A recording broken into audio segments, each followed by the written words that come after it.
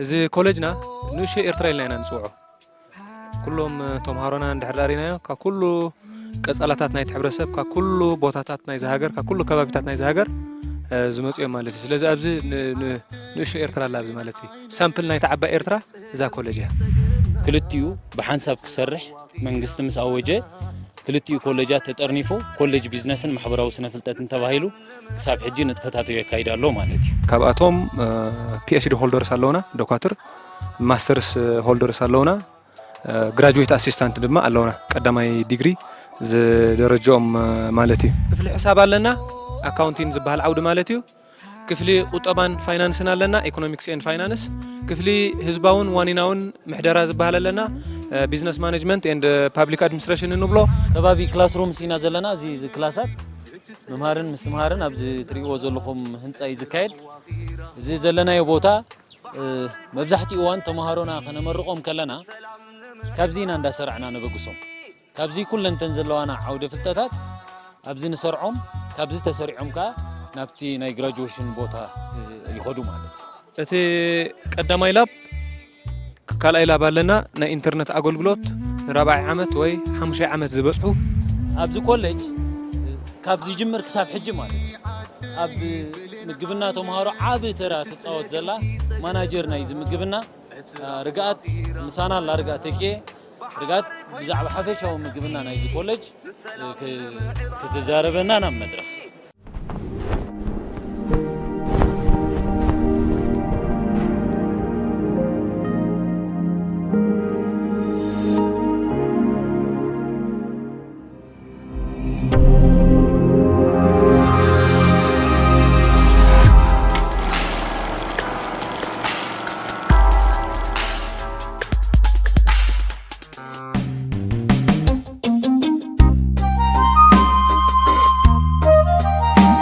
لكم حجي أب كولج بيزنسن محبرة سنة فلتاتني هم زلهم إذا كولج زي أب كل تشحن عسرتن بوقع يسروح يجمر كولجي كسب كل تشحن عسرت شومونتن بكولج محبرة سنة فلتات يفلت نيرو كسب كل تشحن عسر شومونتن كاب كل تشحن عسر شومونتن كلت كولجات أب حال زنبر ناي بيزنس كولجين أبز زنبر ناي محبراو سنة فلتاتن كلتيو بحنساب كسرح منقست مس أوجه كلتيو كولجات تترنيفو كولج بيزنسن محبراو سنة فلتاتن تباهيلو كساب حجي نتفتاتو يكايدا لو مالتي سلازي زي كولج كاس ندابلنا ندا تزاورنا هرينا زز مأتو ناي زي كولج أبز قدميهم ريجسترار أوفيس بيت مزقب ناي كولج ألو أبتلع ليو خا تي عبيت بيت صحفتات ناي زي كولج دين أوفيس ناي حلاف ناي زي كولج دين أب لعليو بيت صحفوت اللو مالتي وتسترفه كفالات ناي كولج كا ندا تنقسقسنا هرينا زي قدمينا زلو اوديتري روميو زي حدا عبي ما كبوتايو سيمينار اخيباتات وركشوبات ككايد كلو ابز قدمينا زلو اوديتري رومينا نكايدو تسترفخا قس بقس ندارنا يخنكيدينا مالتي يغني لي حراي بزا اوديتري يمكن جمرمو بزي اخن جمر ودحري بزي غيرنا لايبراري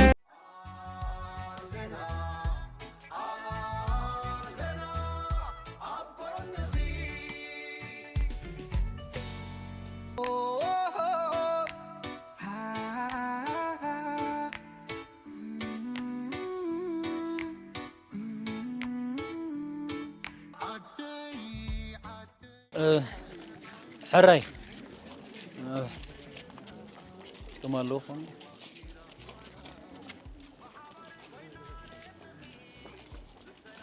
مبار حراي حجي ابزي ابتزعابي دراش نايز كولج ينازلنا زي ادراش بتقلالا حدا شح زاخلو بوحد حساب حدا شح زاخلو سبات انقد يخل مبزحتي اوان graduation أبز كولج يزكايد نيرو لحرجن زن كلتا كولجات بحساب مرجمس جبرة تبزحته مهاراي تبزحته مرقاي ندوسخس لزخده بزلو ما أكل كالبوتا أو نجبر لنا مالتي إذا حجم مبزحتي وان نأخيباتات نوركشوبات نسمينارات نكونفرنس زي تحز الدراشي مالتي بحفشة جن نز أبز كولج نزول عودتات زلونا بزحته مهارو إنه هبوم عينة عودة تمرتات بزملكت أبزي ميستري مانه ناي بروجرامينج أوفيس حلافس لزلو بزعبو كلالينا نام مدرخ. اوكي راي كما يقولنا قاعد حن مزاهم نبزنا كلاتنا تكل بمقصال كم بصاي جرما خبلو صنحي انا ابتي حفشاوي صبصاب نايتي كولجنا بزتحازي مبرخبكم ጠቅላላ ኮሌጅና ክልተ ካምፓስ አለው ናይ ዓዲ ቀይሕ ካምፓስ ከምኡውን ናይ ኣስመራ ካምፓስ ንብሎ ማለት እዩ ጠቅላላ ክሳብ ኣክልቲኡ ካምፓሳት ከባቢ 3800 ዝኣኽሉ ተምሃሮ ኣለውና ማለት እዩ ካብ ቀዳማይ ዓመት ካልኣይ ዓመት ብሰንኪ ኮቪድ ናይ ሳልሳይ ዓመት ተምሃሮ የብልናን ትምህርቲ ማትሪክስ ለስዑ ዘይተኻየደ ራብዓይ ዓመት ከምኡውን ሓምሻይ ዓመት ኣለውና ቤት ትምህርቲ ሕጊ ናይ ሓምሻይ ዓመት ተምሃሮ እውን ኣለውና ማለት እዩ ጠቅላላ ዘለና መምሃሪ ክላሳት ክሳብ 28 መምሃሪ ክላሳት ኣለና ቀስ እንዳበልና ክንሪዮና ዘለውና ጠቅላላ መምሃራን ድማ ክሳብ ናብ 76 ወይ 78 ዝኾኑ መምህራን ኣለውና ካብኣቶም PhD ሆልደርስ ኣለውና ዶክተር ማስተርስ ሆልደርስ ኣለውና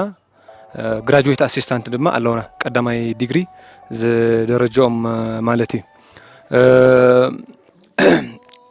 ሓደ ዓብ ላይብረሪ ኣለና ኣብዚ ኣቀዲምና ሰለስተ ላይብረሪ ነይሩና እቲ ክልተ ላይብረሪ ነስመራጊዕ ዘሎ እቲ ሓደ ላይብረሪ ናይ ማሕበራዊ ስነ ፍልጠት ላይብረሪ ንብሎ ዓቢ ላይብረሪ እቲ ካልኣይ ላይብረሪ ናይ ቢዝነስ ላይብረሪ ንብሎ ሳልሳይ ላይብረሪ ድማ ናይ ሕጊ ላይብረሪ ማለት እዩ ሰለስተ ላይብረሪታት ኣለውና ካልእ ከምቲ ኣቀዲመ ዝበልክዎ ተምሃሮ ተሳትፎ ደቂ ኣንስትዮን ደቂ ተባዕትዮን ኣብዚ ኮሌጅና ካብቶም ዝዓበየ ርኽበት ኢልና ንሕበነሉ ሚዛን ናይ ደቂ ኣንስትዮን ናይ ደቂ ተባዕትዮን ተመዛዛኒ ኣብዚ ኮሌጅና ጠቅላላ ካብ ተምሃሮና 54 ሚእታዊት ደቂ ተባዕትዮም 46 ሚእታዊት ድማ ደቂ ኣንስትዮን ማለት እዩ ስለዚ እቲ ናይ መንግስቲ መደብ ዘሎ ናይ ጾታ ጋፕ ኣብ ትምህርቲ ንምፅባብ ዝወፀ ፖሊሲ ኣብዚ ኮሌጅና ካብቶም ሃሪምናዮም ኢልና እንንየተሎም ስራሓት እዮም ማለት እዩ ብዘይካዚ ዲጂታል ላይብረሪ እውን ኣለና ሮራ ዲጂታል ላይብረሪ ብምትሕጋዝ ምስ ግንባር ዝተተኽለ ማለት እዩ ተምሃሮና ድማ ኣብቲ ነፃ ግዚኦም ናይ ሮራ ዲጂታል ላይብረሪ ኣገልግሎት ይህቡ ካልእ ኮሌጅና ናይ ማሕበር ቤት ፅሕፈት ኣሎ ናይ ህግደፍ ቤት ፅሕፈት ኣሎ ከምኡውን ናይ ደቂ ኣንስትዮ ቤት ፅሕፈት ናይ ሃማደ ቤት ፅሕፈት እውን ኣለና ማለት እዩ ለዝሳተን ኣካል ናይቲ ኮሌጅ ብሓባር ተዋሂድና ድማ ንስኦም ንሰርሕ ዝኾነ ሕቶ ወይ ርእቶ ተሎ ድማ ኣብ መስርሕ ብሓንሳብ ንሪኢና ማለት እዩ ቴንክ ዩ ሕጂ ናብዚ ኦዲተሪየም ናትና ሕጂ ከምቲ ኣቀዲሙ ብፃይ ግርማዊ ዝበሎ ኣብ ዝሓለፈ ግዜ ንግራጁዌሽናት ኣብዚ ዝካየድ ነይሩ እቲ ብዙሕ ተምሃራይ እንዳበዝሐ ምስ ከደግን ንኩሉ ተምሃራይ ክሕዞ ስለ ዘይክእል ሕጂ ዝበዝሐ ግዚኡ ንተምሃሮ ባህላዊ ምርኢታት ዝተፈላለየ ውድድራት ዝተፈላለየ ባህላዊ ንጥፈታት ዘካይድሉ ኮሌጅ ጥራይ ትምህርቲ ዘይኮንካ ትወስደሉ ዝተፈላለየ ዘለካ ክእለታት እትዕብየሉን እተንፀባርቀሉን እዩ ተምሃሮና ድማ ኣብዚ ምስ ስፖርት ዝተሓዝ ምስ ባህሊ ዝተሓዝ ነገራት ኣብዚ ነጥፉ ስለዚ ቀስ ኢልኩም ውሽጢ ክንኣቱ ኢና ክንሪአና ማለት እዩ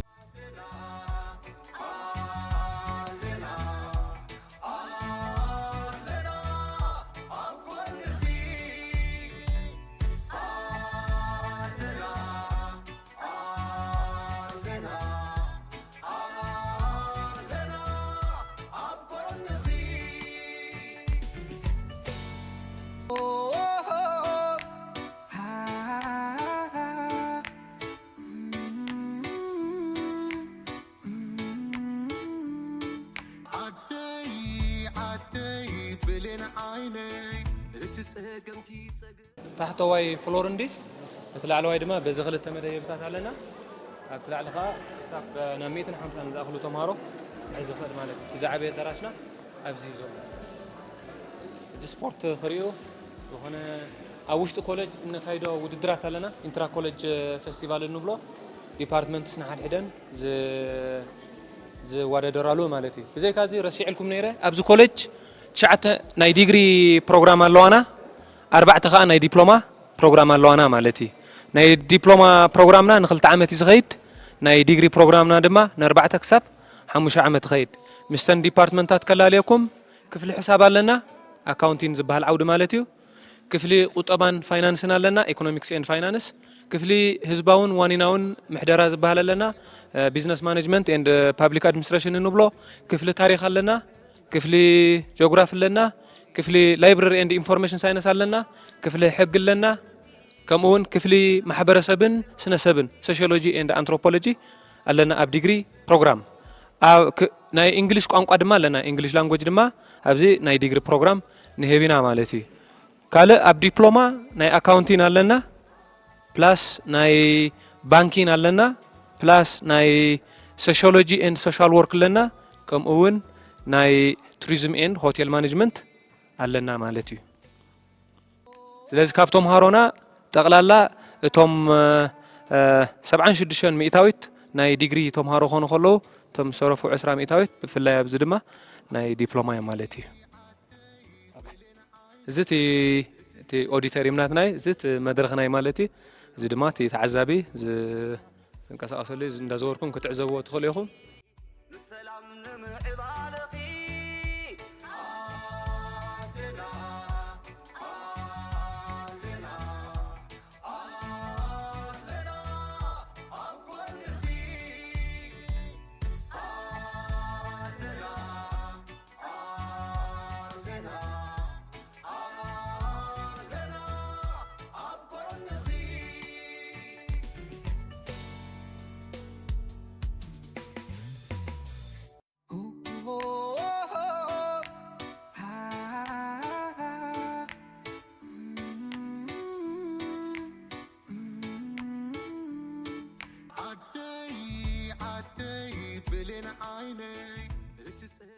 ኣብዚ ፊትና ዝነለት ኦፊስ ካ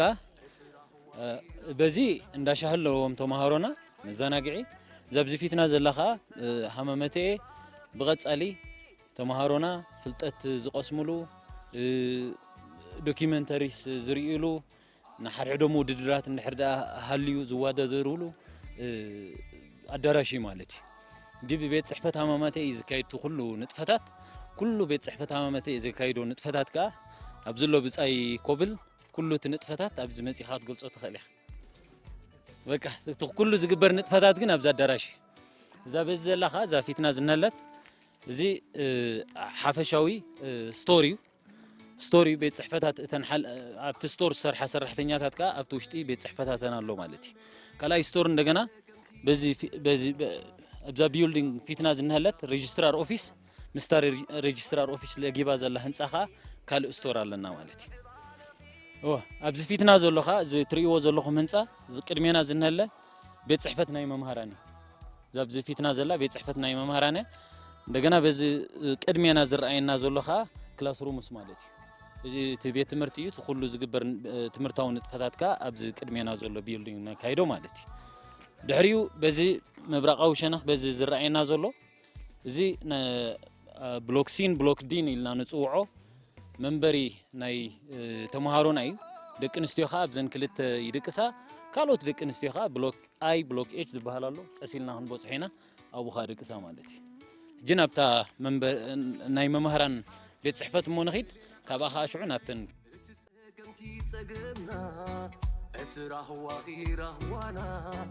بحبر كوينا رققي نسلام نمعبالقي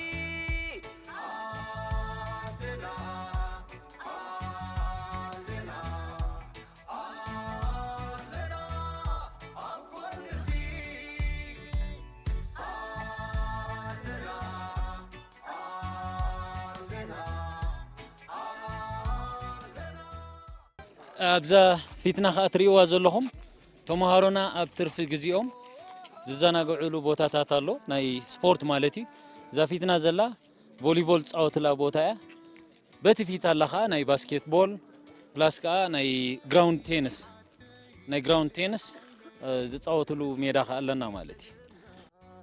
እትራህዋ ኺራህዋና بحبر كوينا رققي نسلام نمعبالقي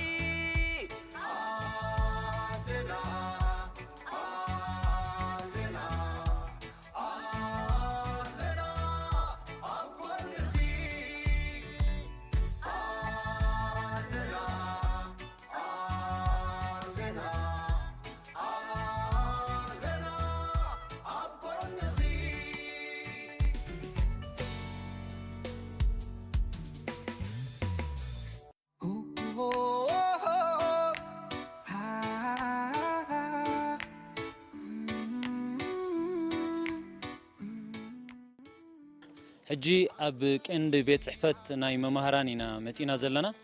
ኣቐድማ ቢሉ መምህር የማነ ክገልጾ ከም ጸንሐት ቁጥሪ ናይ መምሃራን ገሊጽዎ ጸኒሕ እዩ ብሓፈሻ ግን ኣብዚ ቤት ትምህርቲ ኣብዚ ኮሌጅ ዝበዝሑ ኤርትራውያን PhD holders ማስተርስ ዘለዎም ፕላስ ከዓ ግራጁዌት ኣሲስታንት ንብሎም ተሓጋገዝቲ መምሃራን ኣለውና ማዕረ ማዕሪኡ ከዓ ህንዳውያን መምሃራን ኣለውና ኬንያውያን መምሃራን እውን ኣለውና ካልእ ከዓ ሱዳናውያን መምሃራን ከዓ ኣለውና ማለት እዩ በዞም ኩሎም መምሃራን ከዓ እዚ ቤት ጽሕፈት ትርእይዎ ዘለኹም እዩ ኣብቲ ውሽጢ ኣትይኹም ሓፈሻዊ ቤት ጽሕፈት ይመስል ክትዕዘብዎ ትኽእሉ ኢኹም ማለት እዩ በዚ ከዓ እዚ ፊትና ትርእይዎ ዘለኹም ዝብዚ ፊትና ዝነህለ ቢልዲንግ ዝብዚ ፊትና ዝነህለ ህንጻ ከዓ ላይብረሪ ናይ ተምሃሮ እዩ ላይብረሪ ናይ ተምሃሮ መብዛሕትኡ እዋን ቤተ መጻሕፍቲ እዩ ኣብኡ ኸይዶም ከዓ የጽንዑ ማለት እዩ ኣክቹዋሊ እዚ ላይብረሪ እዚ እኹል ኣይኮነን ተምሃሮና ገሊኦም ኣብዚ ላይብረሪ የጽንዑ ገሊኦም ኣብቲ ክላስሩምስ የጽንዑ ገሊኦም ኣብ ገዝኦም ኣብ ዝተፈላለዩ ቦታታት ማለት እዩ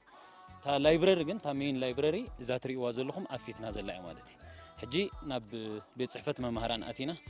ንተዓዘብ ኦኬ ሶሪ እዛ ኣብዚ ፊትና ዝንህለ እዘን ዝረኣየኹም ዘለዋ ቢትሮ ከዓ ክሊኒክ ናይ ተምሃሮና እያ ንእሽተይ ክሊኒክ ኣላትና ኣብዚ ተምሃሮና ዝኾነ ፀገም ናይ ጥዕና እንድሕር ዳ ኣጋጢሞዎም ኣብዛ ትርእይዋ ዘለኹም ክሊኒክ ይፍወሱ ማለት እዩ እንድሕር ዳ እዚ ክሊኒክ ክፍውሶ ዘይክእል ሕማማት ኮይኑ ከዓ ምስ ሆስፒታል ዓዲ ቀይሕ እንዳተሓባበርና ጥዕናዊ ኩነታት ናይ ተምሃሮና ንከታተል ማለት እዩ ኪንኡ እውን ሆስፒታል ዓዲ ቀይሕ ክበፅሑ ዘይክእል ኮይኑ ከዓ ናብተን ዓበይቲ ሆስፒታላት ናይ ሃገር ይሰጋገሩ ማለት እዩ ኦኬ ቴንክ ዩ ሰላም ንምዕባለኺ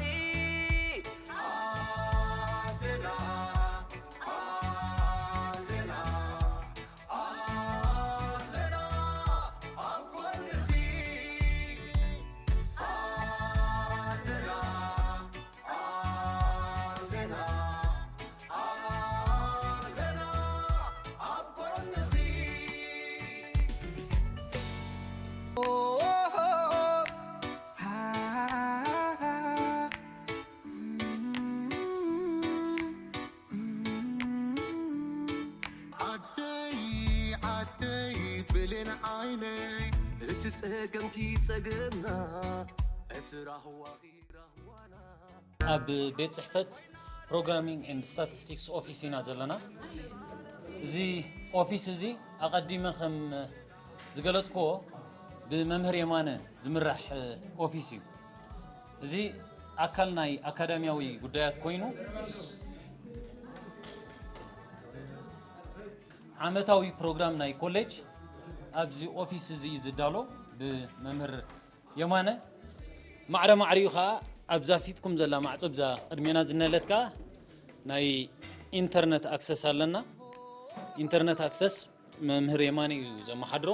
ብሓፈሻ ብዛዕባ ኦፊስ እዝን ብዛዕባ ዘለና ኣክሰስ ናይ ኢንተርኔትን ከዓ ንመምህር የማነ ክዕድሞ ማለት እዩ ራይ ከምዚ መምህር ግርማ ክብሎ ፀንሐ እዚ ኦፊስ ኦፊስ ኦፍ አካዳሚክ ፕሮግራሚንግ ኤንድ ስታቲስቲክስ ዝበሃል ቀንዲ ስርሑ እንታይ እዩ ክላስ ስኬጁል ምድላዊ መምህራን ኣብ ነፍሲ ወከፍ ሰሚስተር ዝምህርዎ ስኬጁል የዳሉ ካልእ ናይ ፈተና ስኬጁል የዳሉ መን መምህር ኣበይ ናይ ክፍሊ ይፍትን ካልእ እሳሲካዊ ፀብፃብ የዳሉ ኣብ ሰሚስተር ክንደይ ዝኣኽሉ ተምሃሮ ሓሊፎም ክንደይ ዝኣኽሉ ተምሃሮ ተሪፎም ክንደይ ኮርስስ ኣለዋ ተዋሂቡ ቀዳማይ ሴሚስተር ኣካላይ ሴሚስተር ከምኡ ፕላስ ካልእ ድማ ምስ ብቕዓት ናይ ተምሃሮ ተታሒዙ ዝተፈላለየ ስራሕት ሰርሕ ማለት እዩ ካልእ ናይ መምህራን ወርክሎድስ ድማ የዳሉ ነፍሲ ወከፍ መምህር ክንደይ ዝኣክል ክላስ ተሰኪሙሎ ድማ የዳሉ ማለት እዩ ብዘይካዚ ናይ ፈተና ናይ ክላሳት የዋህድ ከምቲ ኣቐዲሙ ዝበሎ ከዓ ናይ ኢንተርኔት ኣገልግሎት እውን ኣለና ናይ ኢንተርኔት ኣገልግሎትና ክልተ ዓይነት ኣገልግሎት ህብ ሓደ ዝተወሰነ ኣገልግሎት ካልኣይ ድማ ክፉት ኣገልግሎት ማለት እዩ እቲ ቀንዲ ዕላማ ናይዚ ናይ ኢንተርኔት ኣገልግሎት ናይቲ ኮሌጅ ቀንዲ ዕላምኡ ኣብ ኣካዳሚያዊ ትምህርቲ መምህራን ዝተፈላለዩ ኢሜይልስ ምስተፈላለየ ኣብ ደገ ድዮም ኣብ ውሽጢ ዓዲ ዘለዉ ምስኦም ኣብቲ ትምህርቲ ክሕግዙ ዝኽእሉ ወረቓቕቲ ወይ መልእኽታት ይሰብልሉ ወይ ዝተፈላለዩ ሓድሽ መጻሕፍቲ እንድሕር ደኣ ሃልዩ ዳውንሎድ ይገብሩ ካብ ሶኑይ ናይ ንግሆ ክሳብ ዓርቢ ክሳብ ቀዳም ናይ ፋዱስ ሊሚትድ ይውስን እዩ ማለት እዩ ካብ ሰዓት 6 ክሳብ ሰዓት ፋዱስ ናይ ለይቲ ድማ ኩሉ ኣባል ናይዚ ስታፍ ወይ ናይዚ ኮሌጅ መጺኡ ድማ ናይ ኢንተርኔት ኣገልግሎት ይጥቀም ማለት እዩ ካብ ሰዓት 7 ናይ ንግሆ ክሳብ ሰዓት 6 ናይ ምሸት ንመምህራን ዝተሓዝአ ኮይኑ ካብ ሰዓት 6 ናይ ምሸት ክሳብ ፋዱስ ናይ ለይቲ ድማ ንኩሉ ኣባል ናይቲ ኮሌጅ ይጥቀም ማለት እዩ በዚ ኾንኩም ክትሪእዎ ትኽእሉ ኢኹም እቲ ኦፊስ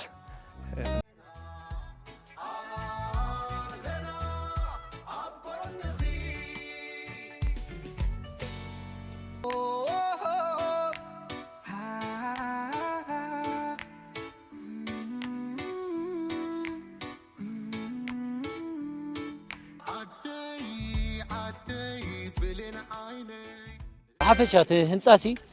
ኣብ ክልተ ፌዝ ተሰሪሑ ካብዘን ትሪእዎን ዘለኹም ህንጻታት ዘን ፊትና ዘለዋ ካብኡ ንኔው በዚ ዘሎ ሓደስቲ ኸዓ እቲ ካፍቴርያ በቲ ዘሎ መንበሪታት በዚ ዘሎ ክላሳት ብምሉኡ እዚ ኦፊስ ከዓ ዝተሰርሐ ህንጻታት እዩ ማለት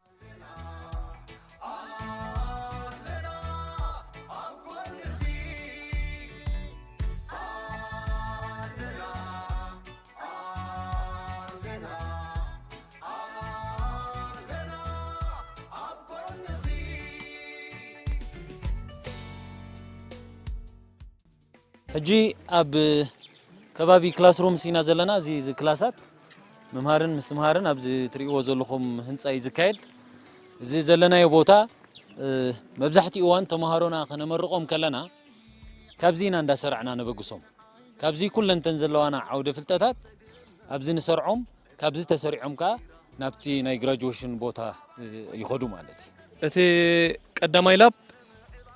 ካልኣይ ላብ ኣለና ናይ ኢንተርኔት ኣገልግሎት ንራብዓይ ዓመት ወይ 5 ዓመት ዝበጽሑ መምህራን ተምሃሮ ይህብ ማለት እዩ ራብዓይ ዓመት ዝበጽሐ ተምሃራይ ኣብዚ ኮሌጅ ሓደ ካብቲ ቀንዲ መወዲኦም ምኽንያት ምቕራብ መጽናዕታዊ ጽሑፍ እዩ ሕጂ ናይ ኢንተርኔት ኢሎም ክንድሽገሩ ስኬጁል ኣውፂና ኣብዘን ክልተ ላብ ንሪአን ዘለና ንተምሃሮ ራብዓይን 5 ዓመትን ናይ ኢንተርኔት ኣገልግሎት ዝወሃበለን ማለት ዘን ክልተ ላባት መብዛሕትኡ መምሃሪ ሆላትና ሓደ ክሳብ 120 ተምሃሮ ከምህር ዝኽእል 4 ሆልስ ኣለዋና ተንስተረፋ ብምልአን ማክሲማም ወይ ዝለዓለ 75 ተምሃሮ ብሓንሳብ ከምህራ ይኽእላ ማለት እቲ ፀገምኪ ፀገምና እቲ ራህዋኺ ራህዋና ብሓባር ኮይና ደቅኺ ንሰላም ንምዕባለኺ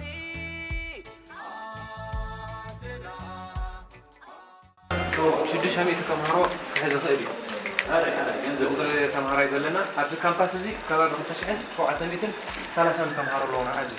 ኣብቲ ናይ ኣስመራ ካምፓስ ድማ 110 ተምሃሮ ኣለዉ ስለዚ ታዩ እዚ ከምቲ ኣቐዲሙ መምህር ግርማውን ዝበሎ ተምሃሮና ኣብቲ ላይብረሪ ንሕዳ ስፔስ ፀቢግዎም ኣብ ክላስዎም እዚ ክፉት ይኽእሉ ኣብ ናይ ምሸት ሰዓታት ክሳብ ሰዓት 11 ኣብ ግዜ ኤግዛም ኩላይ ክፉትዩ ኣብ ዝኾነ ቦታ የጽንዑ ማለት ሕጂ ንሪኦ ዘለና ፋሕፋሕ ኢሉ ዘሎ ከጽንዑሉ ስለ ዝዋዕሉ እዩ ማለት ምሸት እንድሕር መፂና እውን እዚ ዳርጋ ክፉት ዝኾነ ኦፕን ኤር ላይብረሪ ኢና ንብሎ ኦፕን ኤር ከዓ ተምሃሮ ከጽንዑ የምፅኡ ማለት እዩ ራህዋኺ ራህዋና ብሓባር ኮይና ደቅኺ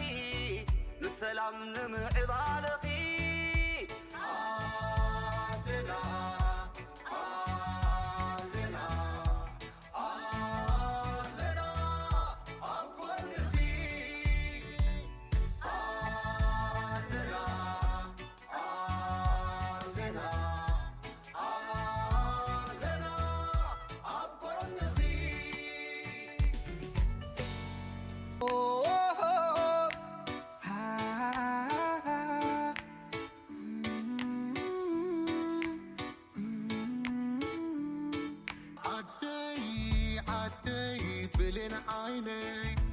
ፀገምኪ ፀገምና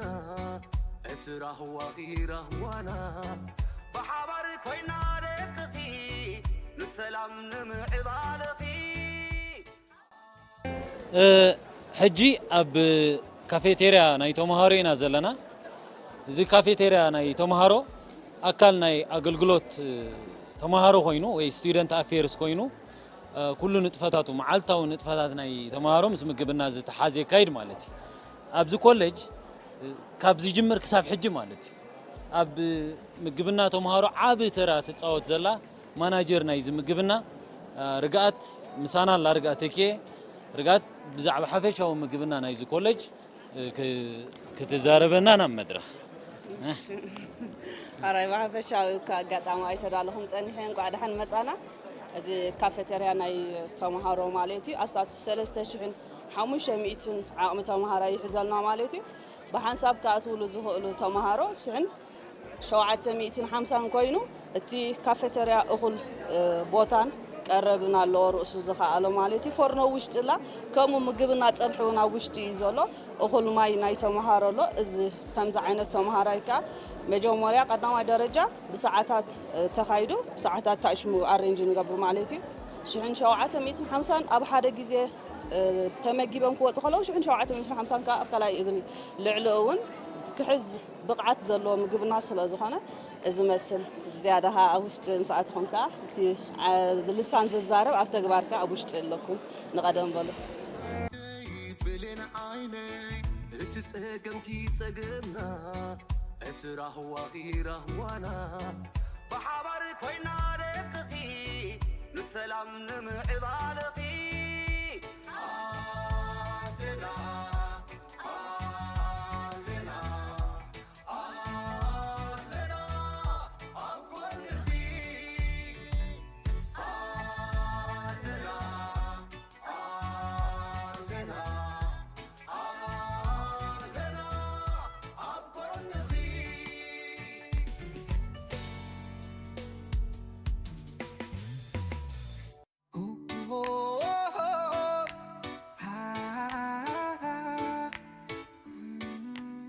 زي كوليج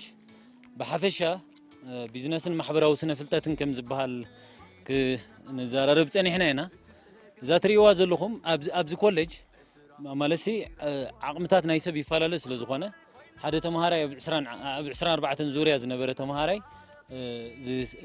زي هنص حولتي حولت خوينا خا تقصلالا مالتي ابز زلو ديتيلز تريوا لكم ابتلعلي زي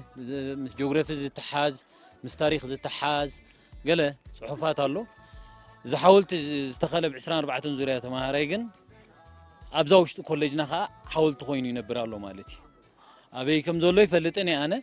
جن إذا حاولت زي أم بزحتي أوان منشي بزحتي منشي توريزم يا زمت نفسه كف graduation زخانة ولادي أبزي أخي تسألي كدني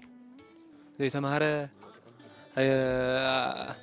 زي توقر يطحن قال زبل تلعب بقص تصحيف اللي بخلتي ቋንቋታት ናይታ ሃገር ማለት እዚ ኮሌጅና ንእሽተይ ኤርትራ ኢልና ንፅውዖ ኩሎም ተምሃሮና እንድሕዳሪና ካብ ኩሉ ቀጻላታት ናይቲ ሕብረተሰብ ካብ ኩሉ ቦታታት ናይ ሃገር ካብ ኩሉ ከባቢታት ናይ ሃገር ዝመጽ እዮም ማለት ስለዚ ኣብዚ ንእሽተይ ኤርትራ ኣላ ኣብዚ ማለት ሳምፕል ናይታ ዓባይ ኤርትራ እዛ ኮሌጅ እያ ካብ ኩሉ ክፋላት ናይቲ ሕብረተሰብ ካብ ኩሉ ብሄራት ካብ ኩሉ ኣከባቢታት ካብ ከተማ ካብ ገጠር ካብ ኩሉ ዞባታት ናይቲ ሃገር ኣብዚ ኮሌጅ እዚ ተምሃሮ ኣለዎ ማለት እዩ ስለዚህ ንእሽተይ ኤርትራ ኢልኩም ዘክርዋ ኢኹም ወብዝን ሃለኩም ከ ኣብዚ ሓውልቲ ላትኩም ሕጂ ብዝስእል ኣሎ ኩሉ ግዜ ታሪክ ጂኦግራፊ ናይ ቢዝነስ ዓውድታት ዝተፈላለዩ ንህብ ኣብዚ ሕጂ ካብቲ ሓውልቲ ተወቂሩ ዘሎ ጽሑፋት ኣብዚ ቅድሜና ንሃለ ማለት እዩ ዝሓወልቲ ዝኣገበረ ኣገዘ ለአበዊ ወሰገ ኮሞ ወላት ፊደላት ኣብቲ መጀመርታቶም ኣቦታትና ክጽሕፉ ከለውሲ እዞም ሸውዓተ ናበብቲ ዝበሃሉ ምሻለው ካብ ህ ክሳብ هو هي ها هي هو نبل حكي تناي مجمرتا ግን مجمرتا ፊደላት ክምዕብል ከሎ ተናይ መጀመርታ ዘለዋ ብዘይና በብቲ ه ሕጂ እዚኣ ዘሐወለተ ብሕጂ ክኖም ብዎ ከለና ማለት እዩ በቲ ቀዳማይ ፊደል ጥራሕ እዩ ዝጽሓፍ ነይሩ ጂት ታሪኽ ኣብዚ ከም ዝወሃብ ጂኦግራፊ ኣብዚ ከም ዝወሃብ ኩሉ ዓይነት ፊልድታት ኣብዚ ከም ዝወሃብ እዚ ተማሃራይ ኣብዚ ስኢልዎ حاولت خوين خاينة برالو مالتي يعني إيش إيرترا زبالوكم كاتري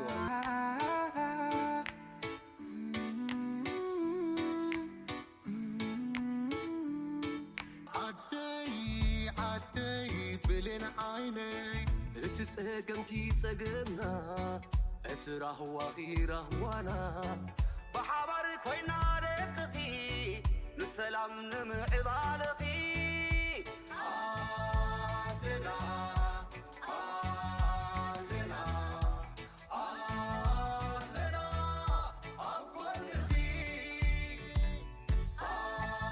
ኣዴና ኣዴና هراي مجمرتا شمكات اللالينا الرئيس سمي مدهاني تولي كم زواج سكنيتي من حدر كباب رايت عباي مسيح هراي أبها ما تأخذ أم أنت يكون كاتسات فعلها أبها ما تخا أم من حدر كبابي تمدي بي يسرح أنا سرحتني أو أبتي من حدر كبابي تمدي بي كم أنفيت سرح هراي مبار أبز لو ما أنت عدتنا كوليج بيزنس محبراوي ساينس يعني إحنا موني أو أنت يتعذبكم نقولنا الرأي أب كولجنا عد غيح تمهارنا بيزنسن أباي تخريون تبإذني كسوم عنس ببين خوين تنين مخنياتو مجمرة زرقها معركن دي الله كولج مجمرة جزء لومريو كم دينا زخل سب أو بمهلاو تترنيفو يسرح خمهلاو لو من عنا عيب لو تيجي نعي كين مخنياتو كندزي زأكل صفحات كندزي زأكل تمهارو النافريس لو ميكون سأقدمنا خنفوت أزق بعنا نجارات نيروان نابنت كمتي مهمر يمان زبلاسي عباي إريترا إذا أخان إيش إريترا زبلاس أنا نبعلي نتحسبت قبل يا أخي دلي حجة أنا صبغ نجار سلزلو أنا نبعلي نهامات يحجي زلو صبغ نجار كحلفت صبغ نجار كمهرن كاستمهرن إلا ولا اسمي فاطمة أحمد بهال نزوب عدل أبنا همات أخا كم تكون كي تواصل لخي جا هماماتي أنا تم عسرت بدحري زلخو تحبابارتي ما تعسريتي كوين أسرت زلخو هماماتي أخا بتعم تصبور خبيو مغنياتو قدم كم زناي بحال جلايز مثلا نيرو جا وش مساعته هون بزح مكروه بزح نجار كاره يقول ليه تعم خافتي أكثر حل ليه خمان كما حرار يوم يخي كنت خافت رياح حكمنا اللغم ما مهران كمان ما بزحتو يوم دك عد أيهم أبو ناو مالتيو أجي كولج عد وتيتاويو لعزتا شو مخالو مالتيو تعمت بوكا أخي كم تزرعوا أنا سي قدم كم زي مثلا نيرو ولا أبزخلنا حجم ساعتين أيقون بزح جاجي زلوا ما مهران كابد جوز موتورين يوم تمهارو خاتي بتعمي كفاتر يوم توري كلها كمان بس دسير إنه يقبل يا خلنا حكمنا أبوه تعمت بو إلي أنا ده بوجني هراي تبو تمهارو بخمي تقوم لزلوهم وقدامي نجار ديسيبلين ده حركة نتوه يوم زلوا عيوخا بتعمي وحلافنا تكسكم لهم لمن تاي علامة خمسة ما تروح فلت لهم تمهارو سايقولوا زي علامة خاص تفلت عليك من تاي خانة جار تفلت عليك أجل زي خاطر كل لهم تمهارو بعلوم مالتي من تاي يوم سيك فلت لهم سايقول لك زي سايقول لهم مثلا أنا والحنتي أنا شمي دانيال بنيام بال كابز متسخلون الزوبخان الزوبارك كم حارة كباب محدار ما يورك متى هراي بنيام أمنا همات أخا كم تكون كاتسواصل لها أبها مامات أبز حجين دي كورس وسيدة حجين أي زوسر كورس كان أي زا مودا بندا مودا من سيات مالتي حجي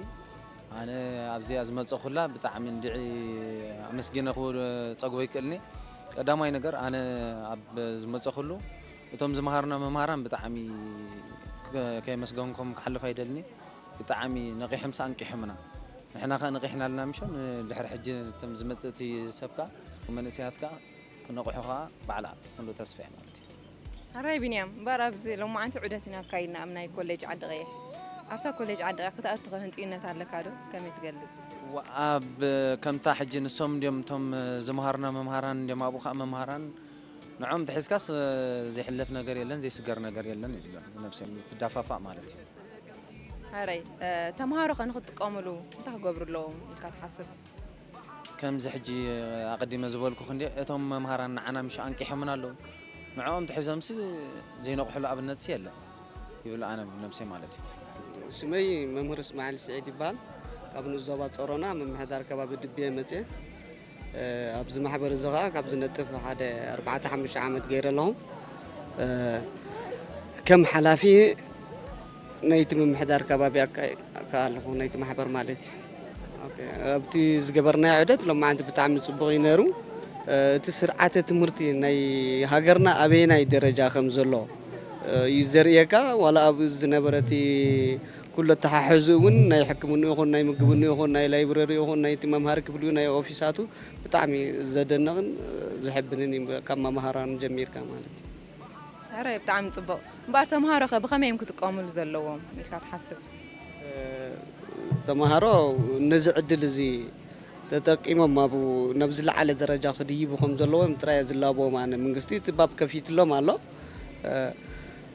ابو بمؤتاوم قاعد حقيسهم قاعد زياده خبرتي عم نخوص تراي زلابو معنا شمي شويت برهاني بحال كم زو عد غيحي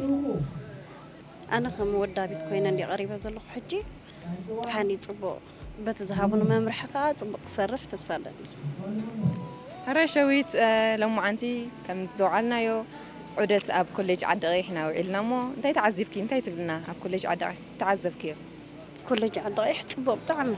مالت انا كوا بزحري فلطني بزعد خلخو ግን بطعمي صبو ريو ናይ ባሕቂ ጽቡቕ መግለጺ ሂቦም ናቶም ኣብኡ ነበሩ መምሃራን ከማን ብጣዕሚ ጽቡቕ ጽቡቕ እዩ هراي ተመስጦ ከለክ ዶ ናብቲ ኮሌጅ ትንኽጽምበሪ ደስ ይብለኒ ማለት ማራ ሕጂ ንውላደይ ኣነ ኣፍቲ ኣነ ዘይኣትኽዎ ውላደይ ንኽኣትዎ ይፅዕር ኣለኹ ብጣዕሚ ደስ ይብለኒ